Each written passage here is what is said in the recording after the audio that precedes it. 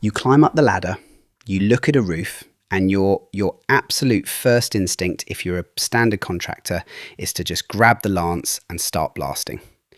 But if you do that without a proper diagnostic process, you're basically playing Russian roulette with your customer's home. See, every single roof is a complex system. And before you even think about what chemical or tool to use, you have to run through a mental matrix of material, age, and pitch.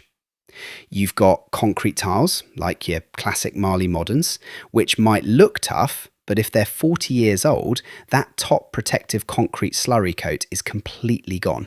They are incredibly porous, and if you hit them with 3000 psi, you're literally eroding the substrate and making them resoil twice as fast. And then you've got clay. Clay tiles get extremely brittle with age. You step on them, or you hit them with a high-pressure jet, and they just shatter like glass. Natural slate? Forget about it. You use high pressure on slate and you'll delaminate the layers, crack the slates, or blow them right off their fixings. But the real nightmare, the absolute trap that catches out so many new guys, is cement fibre tiles. Now listen to me carefully on this. A lot of cement fibre tiles manufactured in the UK before 1999, especially around the 70s and 80s, they contain chrysotile, that is, white asbestos. Let that sink in. If you roll up to a job, don't identify the tile, and blast a cement fibre roof with a pressure washer, you are releasing millions of hazardous asbestos fibres into the air, into the gutters, onto the customer's driveway, and into the neighbour's garden. You will face massive prosecution from the health and safety executive, and quite frankly, you'll deserve it. Identifying the material is not optional. It is your legal and moral duty as a professional. You have to look for the stampings on the underside of the tile in the loft, or get a sample tested if you're in any doubt. Beyond the material itself, we have to look at the physics of how a roof actually works. A roof is designed to do one job: shed water downwards. The overlapping tiles, the laps, the underlay, the battens, they are all engineered for gravity to pull rain down the pitch. When you stand on a roof or on a ladder and you point a pressure washer lance upwards or sideways, you are driving high pressure water under those laps. You are forcing gallons of water directly beneath the weatherproofing system, straight into the roof space, soaking the insulation, rotting the timber battens, and ruining the ceilings below.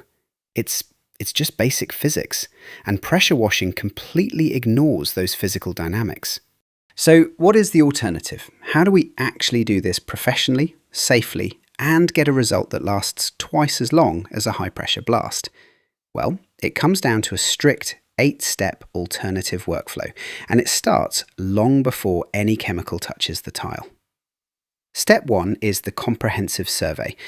I don't just mean looking up from the driveway. You need to get a drone up there, or get in the loft space with a torch. You are looking for existing defects, cracked tiles, failed pointing on the ridge caps, or evidence of current leaks. You take photos of everything. If there's a cracked tile and you didn't document it beforehand, guess who gets the blame when the clean is finished? Yeah, you do. Step 2 is preparation. You've got to block the downpipes. If you don't block the downpipes, all that scraped moss and debris is going to choke the soakaways and drains, and you'll be paying a drainage company hundreds of pounds to clear it out. Step 3 is safe access. We work under the Work at Height Regulations 2005. No balancing on fragile tiles. You use scaffold, tower systems, or a MEWP, a mobile elevated work platform, wherever possible. Safety is non-negotiable. Once access is secure, we move to step 4, manual scraping. Instead of blasting, we use profile-matched roof scrapers on extendable carbon fibre poles. These are metal blades cut to the exact shape of the specific tile profile, whether it's a Redland Renown, a double Roman, or whatever. You gently scratch the bulk of the heavy moss off the surface. It's clean, dry, controlled, and doesn't damage the tile. Step 5 is clearing the gutters and valleys of all that dry debris you've just scraped down. Then we hit step 6, applying the targeted biocidal SoftWash treatment under low pressure. We're talking low pressure here, like a garden hose flow, using a biocide like SoftWash Pro 50, which is a DDAC-based product, or a sodium hypochlorite mix with CleverWash surfactant to help it cling. The key here is step 7, low pressure delivery. We are not forcing water under the laps, we are gently wetting the tile, allowing the chemical to penetrate the organic root structure of the moss, lichen, and biofilm. And the final step, step 8, is letting weathering and dwell time do the rest. The biocide kills the microscopic spores, and over the coming weeks and months, the UK rain gently washes away the dead organic matter. It's a kinder, safer, and much more responsible way to clean. Alright, that's the professional way to handle a roof. No shortcuts, no cowboy blasting. I'm going to wrap it up there. Take care of yourselves on the tools, work safe, and I'll catch you on the next one. Bye-bye for now.